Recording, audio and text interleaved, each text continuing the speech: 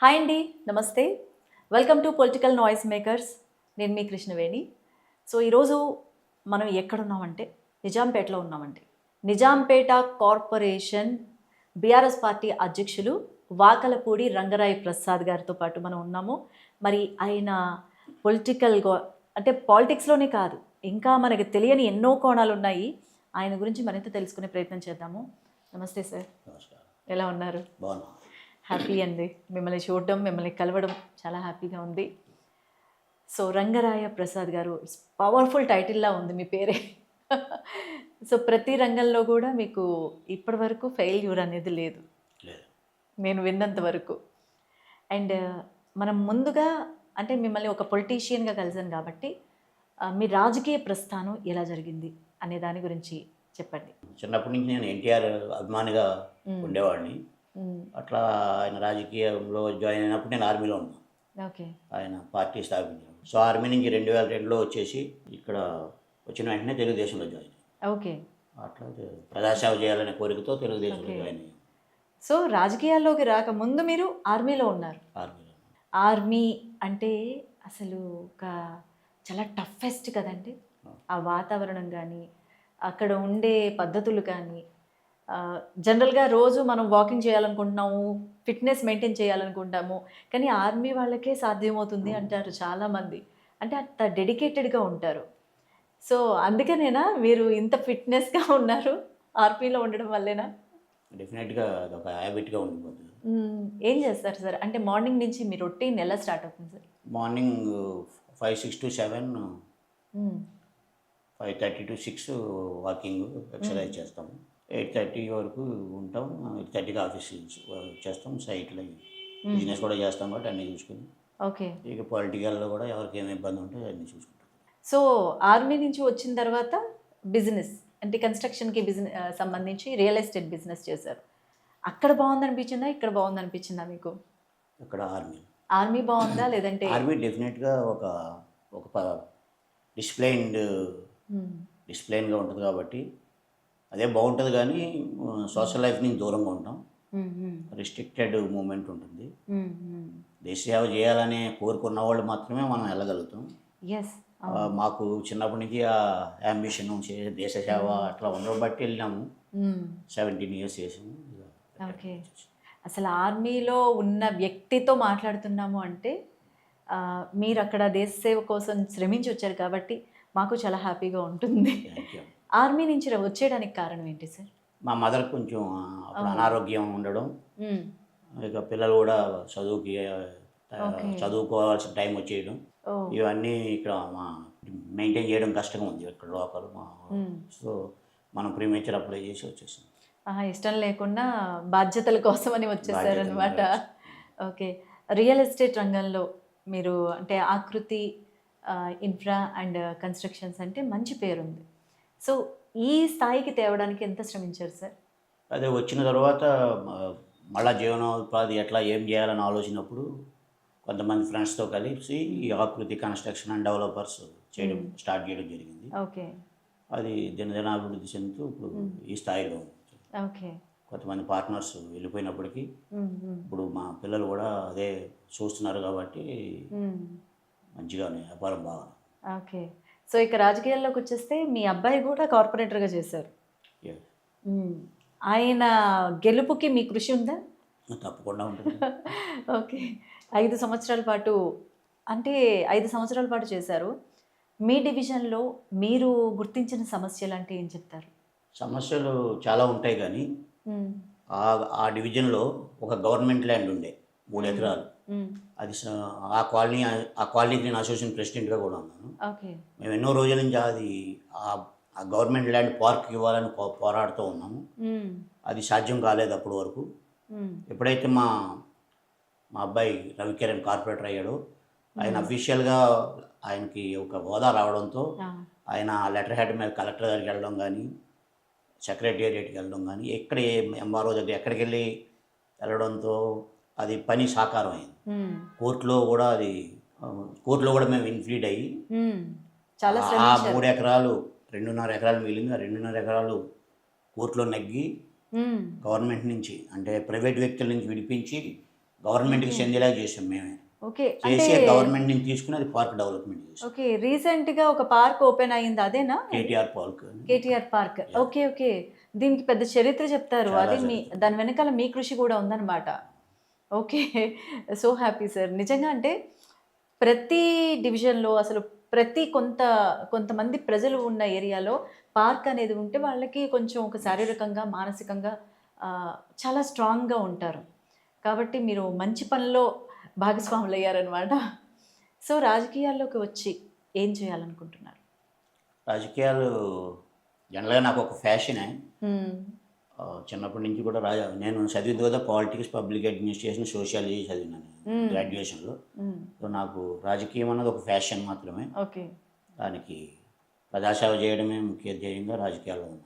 Okay. అధికారం ఉన్నా లేకపోయినా ప్రజాసేవ చేస్తున్నాము. అధికారం వస్తే ఇంకా ఎక్కువ ఓకే. సోర్స్ ఉంటుంది. అంటే అధికారం ఉన్నా లేకున్నా అంటున్నారు కదా! ఇప్పటివరకు మీరు చేసిన సేవా కార్యక్రమాల గురించి చెప్తారా? చాలా చేసాం. పేదవాళ్ళకి హ్మ్. షటర్స్ పంచడం కానీ, హ్మ్. హ్మ్. కరోనా టైంలో అందరికీ భోజనాలు, ఓకే. వెజిటబుల్స్ పంచడం కానీ, మెడికల్ క్యాంప్స్ కండక్ట్ చేయడం కానీ, హ్మ్. అట్లా చాలా చేస్తూ ఉంటాం. ఎప్పటికప్పుడు ఓకే. అవసరాన్ని బట్టి చేస్తున్నాం. ఓకే. స్కూల్ పిల్లలకి స్కూల్స్లో టీచర్స్ లేకపోతే టీచర్స్కి పేమెంట్ ఇచ్చి టీచర్స్ని పెట్టడం కానీ ఓకే. అట్లా కూడా చేస్తాం. ఆహా! విద్యార్థుల నుంచి ముసలివాళ్ళ వరకు అందరి బాగోగులు మీరు చూసుకుంటూ ఉంటారనమాట. ఓకే. అండ్ ఇందాక మీరు రామారావు గారి అభిమానిని, అందుకనే టీడీపీలోకి వచ్చాను అన్నారు. తర్వాత ఇప్పుడు మాత్రం బీఆర్ఎస్ పార్టీ. జనరల్‌గా నేను చాలా చోట్ల చూసిందేంటంటే, ముందు ఒక వ్యక్తి మీద అభిమానం ఉన్నా, ఆ వ్యక్తి స్టాట్యూ ఉంచుకుంటారు. ఇప్పుడు ఉన్న పార్టీకి సంబంధించిన పెద్ద ఫోటో ఇక్కడ పెట్టుకుంటారు. కానీ అది ఎక్కడా లేదు. రామారావు గారి స్టాట్యూ మాత్రం ఉంది. నాకదే ఆశ్చర్యం అనిపించింది సార్. యాక్చువల్లీ ఇది ఏంటి? పార్టీ ఆఫీస్ కాదు, ఆ! Business office. ఆహా! సో ఈయన ఎన్టీ రామారావు అంటే నాకు ప్రాణంతో ఓకే. సమానం కాబట్టి హ్మ్. హ్మ్. పెట్టుకుంటాను. ఓకే. ఇప్పుడున్న పార్టీలో ఉన్న నాయకుల పట్ల కూడా అభిమానం ఉంది. ఓకే. ఆ ఫోటో అందుకే హ్మ్. మన హ్మ్. కార్పొరేటర్ అయినప్పుడు కేటీఆర్ గారితో ఉన్న ఫోటో పెట్టుకున్నాను. ఓకే. ఓకే. అంటే నాకు ఈ స్టాట్యూ అనేది అంటే ఇది పార్టీ ఆఫీస్ కాదు కాబట్టి మీకు ఇక్కడ అభిమాన నాయకుడిని పెట్టుకున్నారనమాట. చాలా బావుంది సార్. చాలా బావుంది. అంటే రామారావు గారు ఎప్పటికీ ఎవర్‌గ్రీన్. ఎస్. ఆయన ఒక నాయకుడిగా కావచ్చు, ఒక మనిషిగా కావచ్చు, ఒక రాజకీయ అంటే సీఎంగా కావచ్చు. Is legend. చెప్పాలంటే సోషల్ రిఫార్మర్. ఈ నిజంగా. తెలంగాణలో కానీ, ఆంధ్రాలో కానీ కర్నూలు మున్సిపల్ తీసేయడం, పటేల్ పట్వారీ వ్యవస్థ రద్దు చేయడం ద్వారా బడుగు బలహీన వర్గాలకి ఆస్తుల్లో తమ ఆస్తులు తాము అనుభవించే హక్కు కల్పించాడు. రాజకీయాల్లో వాళ్ళ షేరింగ్ వాళ్ళకి రావాల్సి వచ్చింది. అవును. 33 మహిళలకి 30 33% 33% రిజర్వేషన్ ఇచ్చినది ఎన్టీ రామారావు. ఇప్పుడున్న మా బీఆర్ఎస్ పార్టీకి కానీ, ఇప్పుడున్న తెలుగుదేశం పార్టీకి కూడా ఎన్టీ రామారావు ఆశయాల ప్రకారంగా నడుస్తుందని నేను భావిస్తాను. అండ్ ఇందాక మనం మాట్లాడుకుంటుంటే ఒక మాట చెప్పుకున్నాం. టీడీపీలో అయితే కార్యకర్తలకు కూడా ఒక క్లాసెస్ అనేవి కండక్ట్ చేస్తారు అని. అప్పుడు అలా చేశాను. బీఆర్ఎస్‌లో కూడా లేదంటే మీ కార్పొరేషన్ పరిధిలో ఉన్న కార్యకర్తలు ఉన్నారా? అంటే బీఆర్ఎస్లో పర్టికులర్గా క్లాసెస్ లేవు కానీ, బట్ రెగ్యులర్గా మీటింగ్లు అవి పెట్టి ఎట్లా ముందుకు సాగాలి, పార్టీని ఎట్లా తీసుకెళ్ళాలి, అలాంటి అధ్యక్షుడిగా ఆ బాధ్యత నేను నిర్వహిస్తాను. వాళ్ళకి దిశానిర్దేశం ఎప్పటికప్పుడు చేస్తూ ఉంటారనమాట. సో మీరు అధ్యక్షులుగా బీఆర్ఎస్ పార్టీ నిజాంపేట కార్పొరేషన్ అధ్యక్షులుగా మీకు ఎంతమంది, ఎంత ఏరియా వరకు పట్టుంది సార్ ఈ ఏరియాలో? కార్పొరేషన్ మొత్తం మీద పట్టుంది. నిజాంపేటలో 16 మంది కార్పొరేటర్లు ఉంటే 16 నగ్గినాం. ఓకే. అప్పుడు వరకు ఒక్క బీఆర్ఎస్ వాళ్ళు లేని టైంలో ఓహ్! కార్పొరేషన్ ఎలక్షన్ అయితే 16 నగ్గినాం మా బీఆర్ఎస్ నాయకత్వంలో. ఓకే. సో ఇక్కడ కూడా ప్రగతి నగర్లో కూడా 9 ఉంటే 8 నగ్గినాం. అట్లా ఓకే. మా నాయకత్వంలో బాగానే రిజల్ట్స్ బాగానే వచ్చినాయి. ఓకే. అంటే ఇప్పుడు ప్రగతి నగరు, బాచుపల్లి, నిజాంపేట ఈ 3 ఏరియాలకి సంబంధించి అధ్యక్షులుగా ఉన్నారు. Yes. సో ఈ 3 ఏరియాల్లో ప్రధాన సమస్యలు అంటే ఏం చెప్తారు? ఇంకా అంటే ఈ ప్రభుత్వం చెయ్యని సమస్యలు. కనెక్టివిటీ రోడ్స్ అవి చిన్నగా ఉన్నాయి. ఒకటి ఎక్స్టెండ్ చేయాల్సింది ఒకటి. ఇక మున్సిపాలిటీల్లో ఈ పాపులేషన్ ఎప్పటికొకటి పెరగడంతో ఈ డ్రైనేజీలు, రోడ్లు ఇవన్నీ ఎప్పుడు ఉండే సమస్యలే. చెరువులు ఒకటి బ్యూటిఫికేషను, దాంట్లో డ్రైనేజ్ అది కలవకుండా చేయాల్సిన బాధ్యత ఉంది. చాలా వరకు ఎస్ఎన్డిపి పేరుతో బీఆర్ఎస్ గవర్నమెంట్ బాగా చేసింది, కొన్ని చెరువుల్ని ఓకే. మంచిగా తయారు చేసింది. ఈ గవర్నమెంట్ వాటిని పట్టించుకోవట్లేదు. చేసి ఆ చెరువులన్నీ మంచినీళ్ళ చెరువులుగా మార్చాల్సిన అవసరం ఉంది. యాక్చువల్లీ చదువుకున్న నాయకులు వస్తే ప్రజలకి చాలా మంచి జరుగుతుంది. అంటే రామారావు గారు పదవుల్లోకి వచ్చిన తర్వాత డిగ్రీ అయిన వాళ్ళందరికీ కూడా కొన్ని పదవులు ఇచ్చారు అని విన్నాను. సో అప్పుడు మీరు ఉన్నారా? లేదు, అప్పుడు నేను ఆర్మీలో ఉన్నాను. ఆర్మీలో ఉన్నారా? Okay, okay. లేదంటే ఇప్పుడు ఒక పెద్ద నాయకుడు అయిపోయేవాళ్ళేమో, మిమ్మల్ని ఎమ్మెల్యేగా లేదంటే ఎంపీగా చూసేవాళ్ళమేమో మేబీ. అది టైం ఉంటే ఆ టైం మనం లేవనే అసలు. ఓకే సార్, గత ప్రభుత్వానికి ప్రస్తుత ప్రభుత్వానికి డిఫరెన్స్ అంటే మీరు ఏం చెప్తారు? చాలా తేడా ఉందండి. బీఆర్ఎస్ ప్రభుత్వం హ్యూమన్ టచ్ ఉంది, వీళ్ళకి హ్యూమన్ టచ్ లేదు. ఏం చేస్తున్నారో అర్థమే కావట్లేదు. 420 హామీలు ఇచ్చి ఏ హామీని అమలు జరపలేదు. షాదీ ముబారక్ కేసీఆర్ సారు ఎవరికి పెళ్ళైనా, హిందువులకైనా ముస్లింకైనా ఎవరికైనా తోఫా పంపుకుంటుండే. ఓకే. ఈ గవర్నమెంట్ ఇవ్వట్లేదు. పెన్షన్ పెంచుతా అన్నారు, పెంచలేదు. ఓకే. అలా చూస్తే ఈ గవర్నమెంట్ హామీలు అమలు జరపడంలో మాత్రం దారుణంగా విప్లవం చెందింది. ఓకే. అంటే ఇప్పుడు ఏవి మార్పులు చెందితే ప్రధానంగా ఇది మారిస్తే బాగుంటుంది అనేది వాళ్ళు చెప్పిన హామీలు అమలు జరిపితే బాగుంటుంది.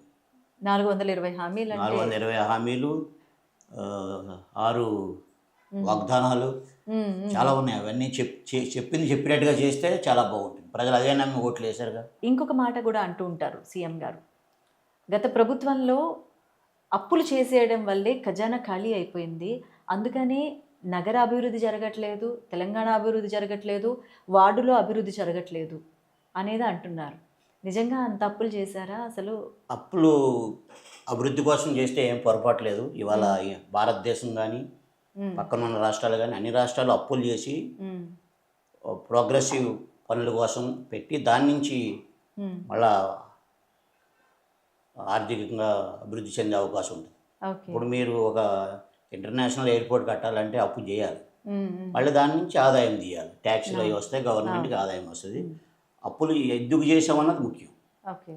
ఒక కాళేశ్వరం లాంటి పెద్ద డ్యామ్ కట్టాలంటే గవర్నమెంట్ దగ్గర డబ్బులు ఉండవు కదా, దానికి అప్పు చేస్తారు. దాని నుంచి ప్రజలు ఎంతో మంది ఉపయోగపడ్డారు, దాని నుంచి వచ్చే ట్యాక్సులు గవర్నమెంట్కి ఆదాయంగా వస్తూ ఉంటాయి. కానీ ఆ ప్రాజెక్టు నీరుగార్చేశారు, దానికి పెట్టిన డబ్బులు వృధా అనేది మీరు ఎంతవరకు సపోర్ట్ చేస్తారు? లేదు, అది పొరపాటు. అది ఆ కాళేశ్వరం అనే ఏదైతే డ్యామ్ ఉందో అది ప్రపంచంలోనే ఒక ప్రఖ్యాతిగాంచింది. అది వచ్చిన తర్వాతనే తెలంగాణలో గ్రౌండ్ వాటర్ లెవెల్ చాలా పెరిగిందని మీకు ఇంటర్నేషనల్ వార్తాపత్రికలో వచ్చింది. అలాగే ప్యాడీ మరి పక్క రాష్ట్రాలు నెంబర్ 1 ఉన్నప్పటికీ ఇంతకుముందు ఇప్పుడు తెలంగాణ నెంబర్ 1 అవ్వడానికి కారణం కూడా కాళేశ్వరం ద్వారా వచ్చే నీటిని అన్ని రిజర్వాయర్లు నింపడం వలన ఈ భూమిలో ఉన్న తేమ పెరగడం, పంటలు బాగా పండడం, ఆ రకంగా తెలంగాణ బాగా అభివృద్ధి చెందింది. అంతా అది ఊరికే రాజకీయ మనసు తప్పితే అది నిజం కాదు. ఓకే. అండ్ కేసీఆర్ గారు లంకిబిందెలు ఫామ్ హౌస్లో పెట్టుకున్నారు, అవి తీస్తే బాగుంటుంది, అందుకనే ఫామ్ హౌస్ని వదిలి రావట్లేదు అన్న వాదనని మీరు ఏ విధంగా చెప్తారు? అది తప్పండి. అది ఎవరికి ఫామ్ హౌస్ లేని లీడర్ లేడు, ఇప్పుడు అందరికీ ఉన్నాయి. కానీ అయితే రేవంత్ రెడ్డి గారు సెక్రటేరియట్లో లంకిబిందెలు ఉన్నాయనుకుని నగ్గాను కానీ లేవు అంటున్నారు. అది ఒకవేళ అక్కడ దొరకలేదని అక్కడ ఉన్నాయనుకుంటున్నారేమో, అది తప్పదు. అలాంటి లంకిబిందెల వ్యవహారం ప్రభుత్వాల్లో ఉండదు. ఓకే. సో ఎవరో ఒకళ్ళు తీయాలన్నమాట, లంకిబిందెలు తీయాలి ఎవరో ఒకళ్ళు. ఓకే.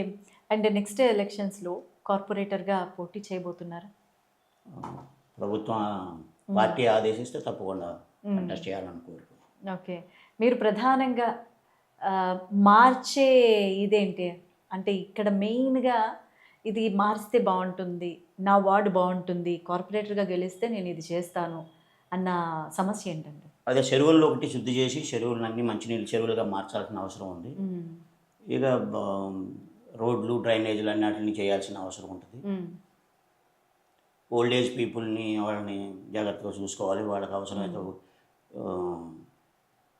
షెల్టర్స్ అవసరం ఉంటుంది. ఓకే. ఈ ఏరియాలో హై స్కూల్ లేదు, ఒక హై స్కూల్ అవసరం ఉంది.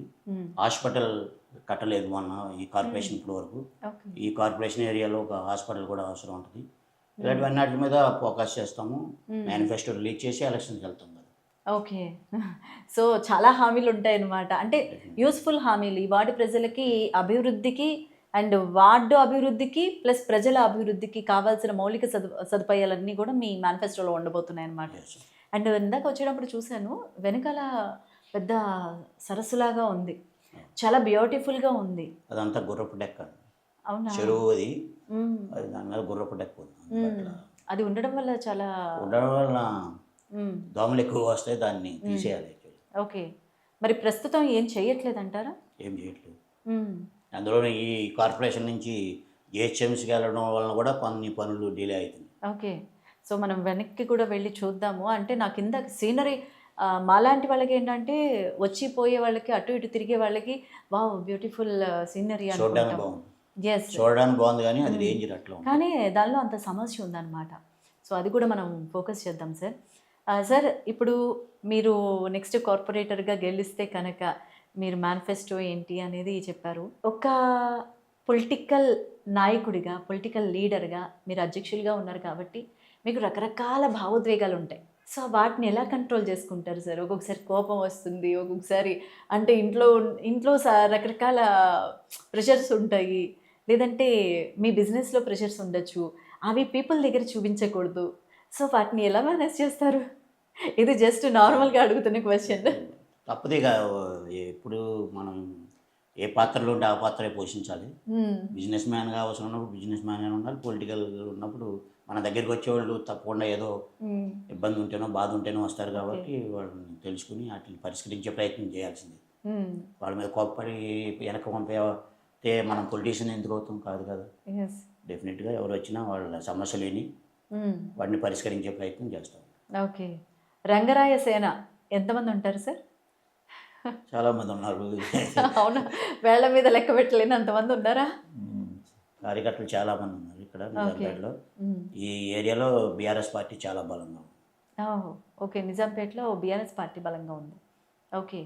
అండ్ కార్యకర్తలు అసలు అంటే ఒకప్పుడు అనేవాళ్ళు పట్టణాలకి పల్లెటూళ్ళే పట్టుకొమ్మలు అని.